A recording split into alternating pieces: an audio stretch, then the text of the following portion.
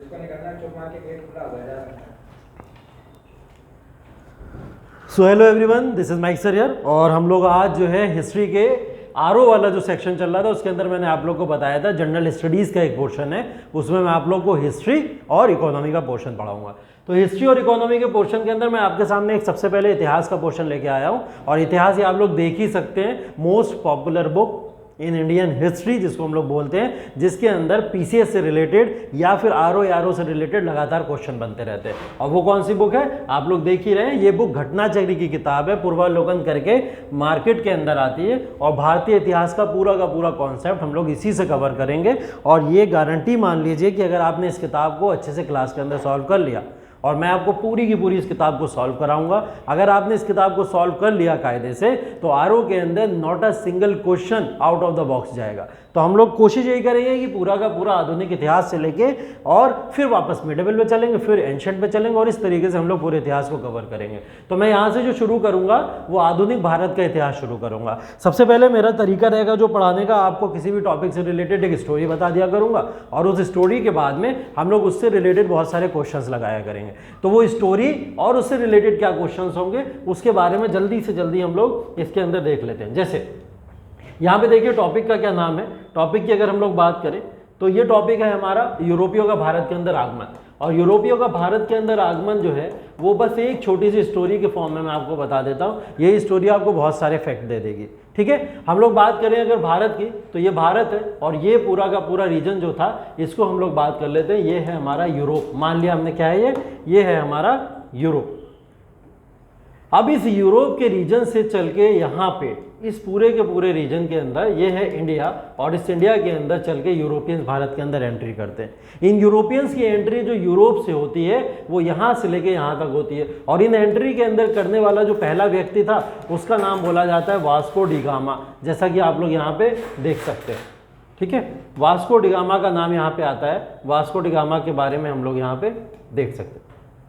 Vasco D gamma को यहाँ तक भारत के रास्ते लाने वाले के व्यक्ति का जो नाम था, उस व्यक्ति का नाम था अब्दुल मजीद। अब्दुल मजीद इसलिए इंपॉर्टेंट है क्योंकि एक गुजराती व्यापारी था, और गुजराती व्यापारी होने के नाते ये ट्रेड करा करता था, इस रूट से लेकर शुरू करता था, और यहाँ पे ये पूरा का पूरा अफ्रीका का रीजन पड़ता था। और इस अफ्रीकन कॉन्टिनेंट से ये इंडिया के कॉन्टिनेंट तक, यहाँ से यहाँ तक व्यापार किया करता था। अब इस व्यापारी को यहाँ पे रास्ते में मिल गया Vasco D gamma. Vasco D gamma ने इससे रास्ता पूछा और ये रास्ते से इसको लेके यहाँ तक चला गया। स्टोरी थोड़ी लंबी है लेकिन शॉर्टकट करेंगे इसको हम लोग, क्योंकि वास्को डी गामा जब यहाँ पे पहुंचा, यहाँ पे इसको एक राजा मिला जिसका नाम था जमोरिन। जमोरिन ने यहाँ पे इसको वेलकम किया, और जमोरिन यहाँ पे इस समय कैलीकट का राजा था। कैलीकट एक जगह पड़ती है केरला के अंदर, जो केरला का पोर्शन है, कोची के अंदर एक जगह पड़ती है जिसको कैलीकट बोला जाता है। कैलीकट के अंदर यहाँ पे एक राजा था जिसका नाम था जमोरिन। जमोरिन ने वास्को डी गामा का वेलकम किया।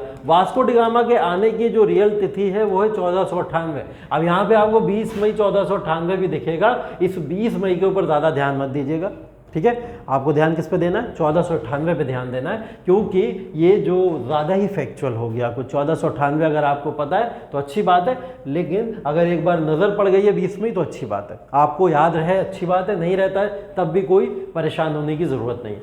अब यहाँ पे जो वास्को डी गामा 1498 में इंडिया के अंदर एंट्री करता है, तो ये पहले पुर्तगाली होते हैं जो भारत के अंदर आते हैं। पुर्तगालियों के अंदर 1498 में आने वाला पहला ये व्यापारी था पुर्तगालियों से, या फिर कह सकते हैं अगर फर्स्ट यूरोपियन भी आपसे पूछा जाए कौन था, तो अभी वास्को डी गामा ही था। वास्को डी गामा पहला पुर्तगाली या यूरोपीय 1498 भारत आया था। मकसद क्या था, ट्रेड करना या सिर्फ व्यापार करना। व्यापार के पर्पज से आए, और व्यापार के पर्पज से इन्होंने भारत के अंदर बहुत सारे मसाले खरीदे, और उन मसालों को इसने 60 गुना अधिक मुनाफा के साथ में जाके पुर्तगाल के अंदर बेच दिया। अब 60 गुना प्रॉफिट का मतलब आप लोग समझ सकते हो कि किसी भी मिसाले को इसने अगर किसी एक कीमत पे खरीदा होगा और 60 गुना कर दीजिए उसको, उस प्रॉफिट के साथ में पुर्तगाल में बेचा। जब इसको ये प्रॉफिट होना शुरू हो गया यहाँ से, तो इसने क्या करा, इसने बोला कि भारत के अंदर क्यों ना एक ऐसी परंपरा डाली जाए जिससे कभी भी हमारे यहाँ के कोई भी ऐसा व्यापार जो है वो आने वाले समय में चलता रहे। तो इसने क्या करा, गवर्नर या फिर वायसराय की एक पोस्ट इंडिया के अंदर डालने की मुहिम चलाई और बोले कि एक पोस्ट ऐसी डालो इंडिया के अंदर जिससे बार बार भारत से आना और वापस जाना ये हमारे लिए मुश्किल होता है। तो हम क्या करें, ऐसा कोई काम, हम ऐसा काम ये करें कि भारत के अंदर ही एक पोस्ट ऐसी लॉन्च कर दें जिससे लगातार पुर्तगाली या फिर कोई भी व्यापारी इंडिया आता रहे जाता रहे। तो क्या करना पड़ेगा, यहाँ पे ये इंडिया के अंदर एक डाल दो फैक्ट्री, इंडिया के अंदर क्या डाल दो, एक फैक्ट्री डाल दो। और फैक्ट्री का मतलब क्या होता था उस समय, एक गोदाम होता था जिसको हम लोग गोडाउंस के फॉर्म में जानते हैं, गोदाम होता था। वो गोदाम या फैक्ट्री को इस यहाँ पे डाल दिया जाएगा, कहाँ, भारत के अंदर। और उसको लीड कौन करेगा या उसको चलाने वाला कौन होगा, गवर्नर हुआ करेगा। इन्होंने यहाँ पे एक फैक्ट्री डाली। फैक्ट्री डालने के बाद में भारत के अंदर 1500, जैसा कि आप लोग देख सकते हैं, 1505 ईस्वी में फ्रांसिस्को दी अल्मीडा पहला पुर्तगाली वायसराय एवं गवर्नर बन के आया। इसने भारत के अंदर आके ब्लू वाटर पॉलिसी या फिर शांत जल की नीति को अपनाया। ब्लू वाटर पॉलिसी, शांत जल की नीति का मतलब ये था समुद्री कब्जों को अपने अंडर में लेना। समुद्री कब्जे उस समय अरब व्यापारी के हाथों में थे और ये लोग यहाँ पे समुद्री कब्जे को अपने हाथों में लेना चाहते थे। इसके बाद में ये 5 साल तक तकरीबन यहाँ पे रहा, 5 से लेकर 9 तक कह सकते हैं। अल्फांसो डी अल्बुकर्क आए उसके बाद में 1509 में, और इन्होंने यहाँ पे 1510 में बीजापुर के शासक आदिल शाह से गोवा को छीन लिया था। गोवा को छीनना इनके लिए सबसे ज़्यादा फायदेमंद रहा क्योंकि आगे चल के इन्होंने गोवा को ही अपनी राजधानी बनाया। और गोवा को राजधानी बनाने का मतलब भारत के अंदर आप एक बंदरगाह को, एक पोर्ट को राजधानी बना लो, समुद्री इलाके को राजधानी बना लो, तो व्यापार या फिर व्यापारिक क्षेत्र आपका बढ़ जाएगा और दबदबा व्यापार में आपका हो जाएगा। तो इसने इस कोशिश को करा और बहुत अच्छी तरीके से इसमें कामयाब भी हुआ। यहाँ क्या हुआ, इसके बाद में आगे चल के गोवा को राजधानी भी बना लिया गया। बोला जाता है कि अगर आपसे क्वेश्चन पूछा जाए, एक तो मैंने बताया अल्मीडा भारत के अंदर गवर्नर बन के आया, ये पहला गवर्नर या वायसराय था। उसके बाद में अल्बुकर्क यहाँ पे गवर्नर बन के आया। पूछा जाता है वास्तविक या फिर रियल भारत का गवर्नर जनरल या फिर पुर्तगाली रियल गवर्नर जनरल कौन था जिसने वास्तविक सत्ता को स्थापित किया, तो उसके लिए आपका नाम होना चाहिए कौन, वो होना चाहिए अल्फांसो डी अल्बुकर्क, क्योंकि इसी ने यहाँ पे इस चीज़ को शुरू किया था। इसमें एक नाम और है, वो नाम है Nuno da Cunha. Nuno da Cunha का नाम यहाँ पे इसलिए आता है क्योंकि ये हम लोग 3rd पुर्तगाली गवर्नर के फॉर्म में पढ़ते हैं। हालांकि इसने यहाँ पे भारत के अंदर कुछ बहुत सारे काम किए थे जिसकी वजह से ये भारत का गवर्नर जनरल और पॉपुलर गवर्नर जनरल रहा। ठीक है, तो नीनो डी कुन्हा का भी नाम आता है। ये वो समय है 1530 की या 28-29 की बातें हो रही हैं जिस समय नीनो डी कुन्हा ने भारत के अंदर पुर्तगाली शक्तियों का और ज़्यादा विस्तार किया था। उसी विस्तार को यहाँ पे अगर हम लोग देखें तो नीनो डी कुन्हा ने इस चीज़ को यहाँ पे अच्छे से किया। उसके बाद में नीनो डी कुन्हा के समय में भारत के अंदर पुर्तगाली गवर्नर्स आते रहे जाते रहे, बहुत सारे गवर्नर्स आते रहे, लेकिन मेजर हमको इन 3 लोगों के बारे में पढ़ना है। ठीक है, अब मैं इससे रिलेटेड जो भी मैंने आपको कहानी बताई, इससे रिलेटेड कुछ क्वेश्चंस दिखाता हूं आपको। देखिएगा, क्वेश्चन ध्यान से देखिए। देखिए, पहला क्वेश्चन पूछा गया है आपसे, Vasco da Gama. Vasco da Gama Calicut में किस वर्ष पे आया? ठीक है, छत्तीसगढ़ पीसीएस का क्वेश्चन है। हमें आरओ के लिए हर स्टेट के पीसीएस को कायदे से लगा लेना है। अगर हमने उसको कायदे से लगा लिया तो समझ लीजिए कि आपका ये पोर्शन कहीं नहीं जाएगा, हर एक क्वेश्चन होगा। अब आप लोग आंसर इसका पता है, नो डाउट 1498 के अंदर आएगा। ठीक है, अगर यहाँ पे दिया हो चाहे ना दिया हो, आपको आंसर पता है, आप अच्छे से इसको कर लोगे। इसके बाद निम्न में से कौन नीला जल योजना या ब्लू वाटर पॉलिसी से संबंधित है? अभी मैंने आपको बताया ब्लू वाटर पॉलिसी भारत के पहले गवर्नर ने बनाई थी जो पुर्तगाली था, जिसका क्या नाम था, अल्मीडा। अल्मीडा ने यहाँ पे पहली ब्लू वाटर पॉलिसी को यहाँ पे अडॉप्ट किया था। इसके बाद में हम लोग बात करें अगर मध्यकाल में सर्वप्रथम भारत से व्यापार संबंध स्थापित करने वाले कौन थे? मध्यकाल में सर्वप्रथम भारत से व्यापार करने वाले लोग पुर्तगाली थे। इसकी देखिए क्रोनोलॉजी में आपको बता देता हूं।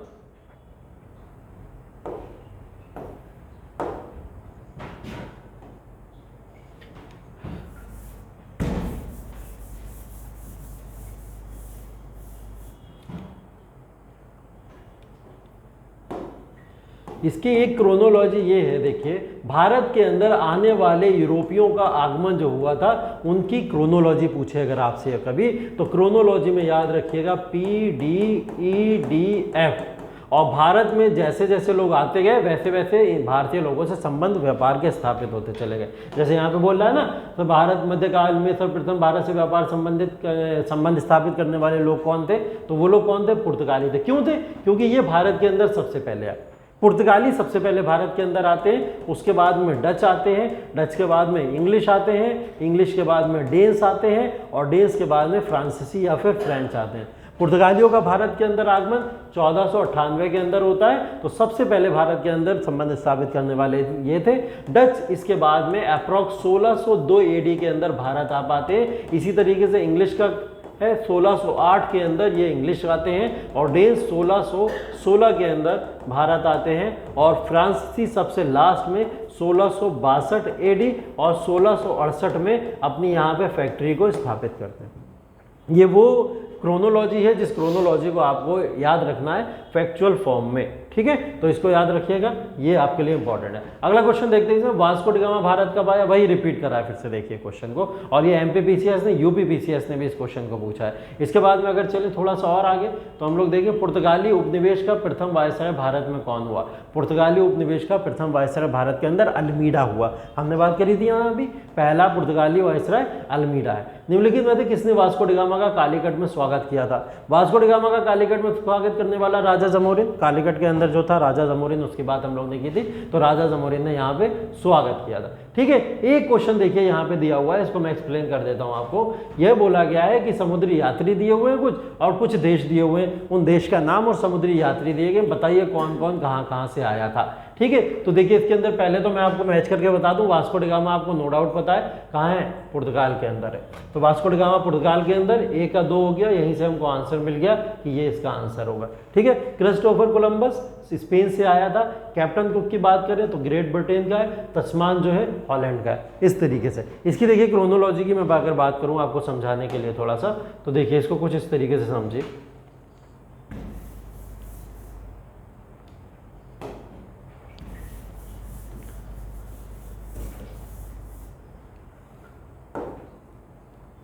देखिए भारत के अंदर जब व्यापारी यहाँ से आ रहे थे यूरोप से, तो मैंने अभी बहुत सारे नाम आपको बताया कि कई सारे यूरोपीय यहाँ से आए। तो क्या वास्को डी गामा पहला व्यक्ति था, पहला यात्री था जो यूरोप से निकला था यात्रा के लिए? नहीं, बिल्कुल भी नहीं। वास्को डी गामा से पहले भी कुछ लोग निकल चुके थे। जैसे एक नाम मैं यहाँ पे लिख रहा हूँ, उसका नाम है बार्थोलोमो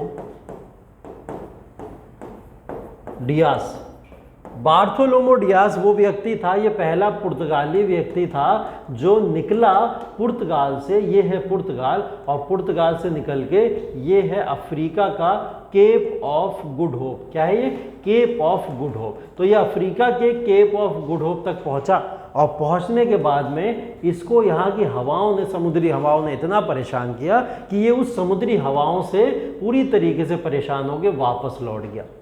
तो पहला पुर्तगाली यात्री जो भारत की यात्रा के लिए निकला था वो वास्को डी गामा नहीं था, बार्थोलोमो डियास था। ये बात हमको पता होनी चाहिए। बार्थोलोमो डियास सबसे पहले पुर्तगाली यात्री था जो यहाँ पे निकला था। इसकी डेट अगर आपसे पूछ ली जाए तो ये है 1487 AD के अंदर, 1487 में सबसे पहले ये निकला। बार्थोलोमो डियास के बाद में अगर हम बात करें तो फिर से देख लेते हैं एक बार। बार्थोलोमो डियास को हटा दो, ठीक। अब फिर से हम लोग यहाँ पे देखें अगर, तो ये अगेन फिर से हमारा अफ्रीका है, और अफ्रीका का है केप ऑफ गुड होप, और ये तो भारत है हमारा, ठीक है। अब यहाँ से अगेन फिर स्पेन है, ये यहाँ पे क्या है, ये स्पेन। स्पेन से अगेन एक यात्री फिर निकला, और निकल के कहाँ पहुँचा? ये यात्री यहाँ से निकला और वापस फिर से कहाँ पहुँच गया? केप ऑफ गुड होप पे पहुँच गया। केप ऑफ गुड होप पे पहुँचने वाला स्पेनी यात्री जो था उसका नाम था कोलंबस। जैसा कि यहाँ पे आपसे पूछा गया है कि स्पेन से कौन यात्री निकला था, हमको पता है कोलंबस, क्रिस्टोफर कोलंबस, ये है, ठीक है। तो ये स्पेन से निकले कोलंबस, और स्पेन से निकले ये जब वो डेट थी 1492 AD। तो इसको याद रखिएगा, 1492 ईस्वी में कोलंबस यहाँ से निकला था। अब कोलंबस जब यहाँ पे पहुँचा तो यहाँ पहुँचने के बाद इसको भी हवाओं ने परेशान किया, और ये हवाओं के परेशान होने की वजह भारत को ढूंढता ढूंढता जाना इसे इस डायरेक्शन में था, ये बाई चांस गलती से चला कहाँ गया? इस डायरेक्शन के अंदर चला गया। हुआ क्या कि कोलंबस यहाँ जाना चाहता था, यहाँ की हवाओं ने इसे पूरी तरीके से परेशान किया और कहाँ ले गए? इस डायरेक्शन में, वेस्टर्न या पश्चिमी डायरेक्शन में ले गए। ठीक है, वो गाना सुना है ना, ले जाएं जाने कहाँ हवाएं हवाएं हवाएं, तो वही हवाएं इसको बहाती हुई लेके कहीं और चली गई। यहाँ से इसको हवाओं ने यहाँ से यहाँ ले गई, और ये हवाओं से होने के बाद में कोलंबस कहाँ पहुँच गया? अमेरिका। तो बोला क्या जाता है, अमेरिका के रास्ते की खोज किसने करी? कोलंबस ने करी। ये क्वेश्चन भी पूछा जाता है। तो 1492 की ईस्वी में निकला था भारत खोज क्या दिया आपका? अमेरिका का रास्ता। अब अमेरिका के रास्ते के बाद में अगेन फिर अब 1498 की बात आई है। पुर्तगाली व्यक्ति एक और है यहाँ पे, जो कौन है? वास्को डी गामा, जिसकी बात अभी हम लोग ने करी। और वास्को डी गामा वो व्यक्ति था जो यहाँ से निकल के कहाँ तक पहुँच गया? यहाँ तक, क्योंकि इसको यहाँ पे एक यात्री का सहारा मिल गया था, जैसा मैंने अभी बताया। कौन? अब्दुल मजीद। ठीक है, तो आप लोग इसको याद रखेंगे, आई थिंक अच्छे से याद रखेंगे। आगे देख लेते हैं अब हम लोग क्या क्वेश्चन इसके अंदर पूछे जा रहे हैं। तो ये मैच द फॉलोइंग्स का हो गया। भारत में पुर्तगाली शक्ति का वास्तविक संस्थापक कौन था? आप लोग को बहुत अच्छे से पता है, अभी मैंने बताया। पहला अल्मीडा है। दूसरा अगर पूछा जाए आपसे, दूसरा गवर्नर कौन है या फिर वास्तविक संस्थापक कौन है, वो कौन है? अल्बुकर्क है। नो डाउट अल्बुकर्क है, क्योंकि इसने गोवा को छीन लिया था। किसके हाथों से? आदिल शाह से।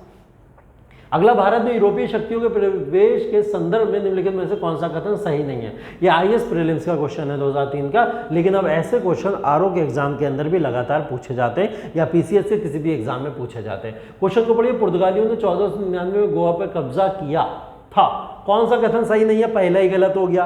1499 में नहीं किया था, 1509 में किया था, अभी मैंने पीछे आपको बताया था, तो पहला ही गलत हो गया। इसके अलावा आपको जो भी दिख रहा है उसमें सही ही है। ठीक है, चाहे अंग्रेजों ने अपना पहला कारखाना दक्षिण में भारत में मछलीपट्टनम में लगाया। अभी ये जब हम लोग अंग्रेज पढ़ेंगे या फिर फ्रांसीसी पढ़ेंगे, तब हम लोग पढ़ेंगे इनके बारे में, तो ये क्वेश्चन जो है आगे चल के भी आपको मिलेगा। पुर्तगालियों ने निम्नलिखित में से किस स्थान पर प्रथम दुर्ग का निर्माण किया था? दुर्ग पूछ रहा है। दुर्ग का मतलब क्या होता है? दुर्ग का मतलब बेसिकली ये होता है कि मैंने अभी आपको बताया कि पहली इन्होंने अपनी फैक्ट्री कहाँ पे लगाई, पहली इन्होंने अपना ऑफिस कहाँ पे लगाया, पहला इनका गोदाम कहाँ पे लगा। तो ये गोदाम के बारे में क्वेश्चन पूछना चाह रहे हैं। तो ये पूछ रहे हैं कि पुर्तगालियों ने किस स्थान पर अपना प्रथम दुर्ग का निर्माण किया था? कोचिन। मैंने बताया ना, सबसे पहले पुर्तगाली कहाँ पे आए? पुर्तगाली आए कहाँ? केरला के अंदर। केरला में एक जगह पड़ती है, कोचिन की बात की थी मैंने अभी आप लोगों से। कोचिन के अंदर एक जगह पड़ती है कैलीकट। तो अगर आपसे यहाँ पे ऑप्शन दे दिया जाता कौन सा? कैलीकट दे दिया जाता तो आंसर कैलीकट होगा, लेकिन कैलीकट नहीं दिया, क्या दिया है? कोचिन दिया हुआ है। तो हम लोग आंसर क्या मान लेंगे इसका? कोचिन मान लेंगे। ठीक है, तो इसलिए इसका कोचिन आंसर। अगला देखिए, किन यूरोपियों ने भारत में प्रथमता सामुद्रिक व्यापारिक केंद्र स्थापित किए? पुर्तगाली। ब्लू वाटर पॉलिसी भी इन्होंने अपनाई, और भारत के अंदर पुर्तगाली लोगों ने ही सामुद्रिक व्यापारिक केंद्र को स्थापित किया था। मतलब समुद्र से व्यापार करने का रास्ता इन्हीं के द्वारा पूरी तरीके से भारत में स्थापित किया गया। आगे देखिए, बंगाल की निम्नलिखित फैक्ट्रियों में से एक जो पुर्तगालियों द्वारा स्थापित की गई वे कौन सी थी? बंगाल की निम्नलिखित फैक्ट्रियों में से। अब बंगाल में बांदेल, चिंसुरा, श्रीरामपुर ये सब हुई हैं, लेकिन बंगाल के अंदर सबसे पहले पुर्तगालियों ने हुगली के अंदर अपनी फैक्ट्री को स्थापित किया था, और ये हुगली की ही फैक्ट्री थी। इसकी बात अगर हम लोग करें, नीनो डी कुना इस समय में गवर्नर है। नीनो डी कुना के समय में ही 1534 ईस्वी में यहाँ पे बंगाल के शासक जो था गयासुद्दीन महमूद शाह, उसी के दौरान यहाँ पे इन्होंने यहाँ पे हुगली के अंदर अपनी फैक्ट्री को स्थापित किया था। बहुत सिंपल और क्लियर क्वेश्चन है, इसको आप लोग बहुत आसानी से लगा सकते हैं, क्योंकि ये चीज़ें भी हम लोग ने पीछे देख ली। चलो आगे देखो,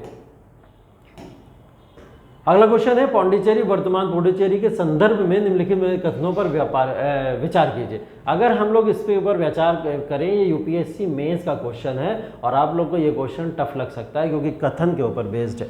ठीक है, कथन के ऊपर बेस्ड है। अगर हम लोग बात करें, इसको कथन के ऊपर बेस्ड क्वेश्चन है, इसको देखिए मैं और अच्छे से आप लोग को दिखा देता हूँ।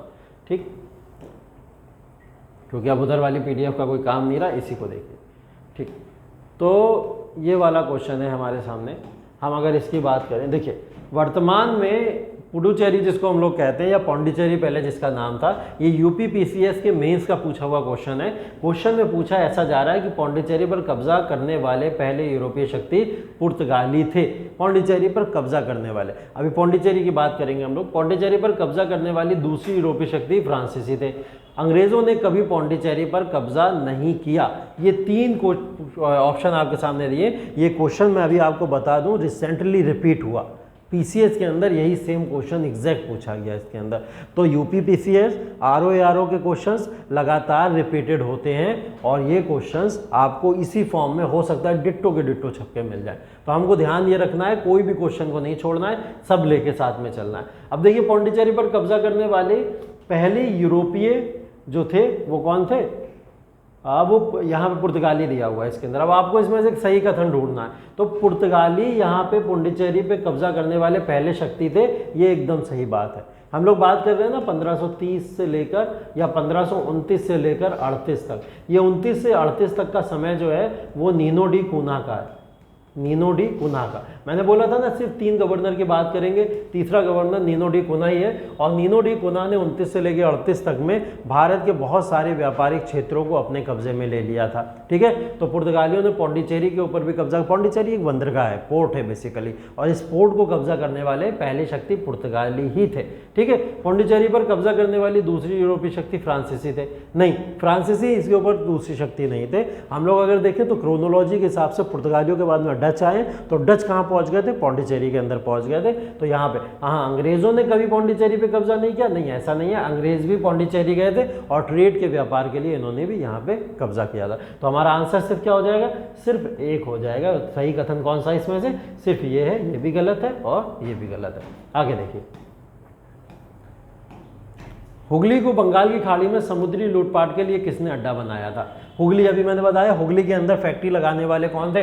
पुर्तगाली थे। तो यहाँ पे अगर हम लोग को आंसर लगाना होगा, क्या लगाएंगे? ऑब्वियस सी बात है, पुर्तगाली ही लगाएंगे। ठीक है, अभी मैंने पीछे इसका आंसर आपको बता दिया। बंगाल की खाड़ी में समुद्री डकैती है तो हुगली का उपयोग कौन करता था? फिर अगेन सेम क्वेश्चन पूछ लिया, बस बदल के पूछ लिया। एक बार IAS ने पूछ लिया, एक बार BPSC ने पूछ लिया। अब ये देखो डिफरेंस देखो, IAS ने 1995 में पूछा है, BPSC का पूछ रहा है 2019 के अंदर पूछ रहा है। मतलब IAS के लेवल से PCS इस समय मैच कर रहा है। ये बात साफ दिख रही है कि वो लोग IAS के क्वेश्चंस को उठा के यहाँ पे ला के आपसे पूछने की कोशिश कर रहे हैं। ठीक है, चलो ये देखो, निम्नलिखित में से कौन कलकत्ता का संस्थापक था? कलकत्ता का संस्थापक बेसिकली जॉब चार्नॉक को बोला जाता है। इतनी बार ये क्वेश्चन पूछा गया है, इतनी बार क्वेश्चन पूछा गया है, ये क्वेश्चन तो बिल्कुल रट लीजिए एकदम। कासिम बाजार से रिलेटेड है। जॉब चार्नॉक ने यहाँ पे कासिम बाजार को यहाँ पे इस्टेब्लिश किया था, बंगाल के अंदर की बात हो रही है। और यहाँ पे जॉब चार्नॉक को आप रट लीजिए, बिल्कुल भूलना नहीं है इसको। कलकत्ता किसने बसाया? कलकत्ता बसाने वाला भी कौन है? जॉब चार्नॉक ही है। यहाँ पे देख लीजिए, अगर हम लोग कलकत्ता की स्थापना की बात करें तो 24 अगस्त 1690 में कलकत्ता की स्थापना की गई थी। ठीक है, निम्नलिखित में से किस स्थान पर भारत में प्रथम नगर निगम स्थापित किया गया? नगर निगम की बात अगर हम लोग करें तो नगर निगम भारत के अंदर पहली बार स्थापित मद्रास के अंदर हुआ था 1688 में। मद्रास प्रेसिडेंसी था उस समय, तमाम प्रेसिडेंसीज भारत के अंदर हुआ करती थी और उस प्रेसिडेंसी में से मद्रास प्रेसिडेंसी के अंदर ये स्थापित किया गया। ठीक है, अगला क्वेश्चन अगर हम लोग देखें तो देखिए, भारत के साथ व्यापार के लिए सर्वप्रथम संयुक्त पूंजी कंपनी किन लोगों ने आरंभ की थी?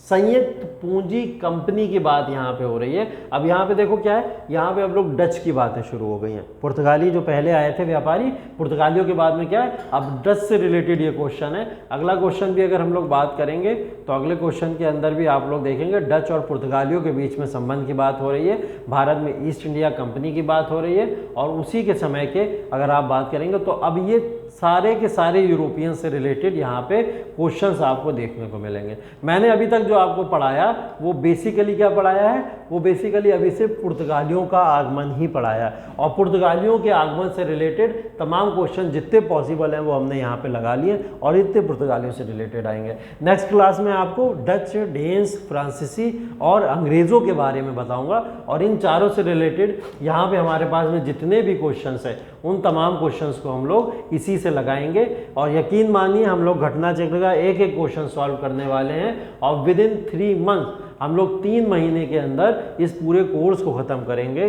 सिर्फ जीएस की बात नहीं होगी, मल्टीपल क्लासेस यहाँ पे चलेंगे और वो मल्टीपल क्लासेस रीजनिंग का भी होगा, हिंदी का भी होगा और जीएस के अदर सब्जेक्ट्स भी आपके साथ साथ पैरेलल चलते रहेंगे। ये कोर्स मैं फिर से आप लोग को बता दूं, free of cost on YouTube है। यूट्यूब के ऊपर आपको ये फ्री ऑफ कॉस्ट पूरे क्लासेस मिलेंगे और अगर आप लोग फिजिकल फॉर्म में इन क्लासेस को लेना चाहते हैं तो मोस्ट वेलकम मीमांसा IAS लखनऊ और ये लखनऊ की ब्रांच के अंदर आपको यहाँ पे ये मिल जाएंगे। लखनऊ की ब्रांच का एड्रेस आपकी स्क्रीन के ऊपर नीचे दिया हुआ है, आप विजिट कर सकते हैं, कॉन्टैक्ट कर सकते हैं और ज़्यादा से ज़्यादा हमारे साथ कनेक्ट होके आरओ के अंदर सिलेक्शन लेना ही हमारा लक्ष्य है और हम आरओ के अंदर सिलेक्शन एट एनी हाउ लेकर ही रहेंगे। Thank you so much. जय हिंद।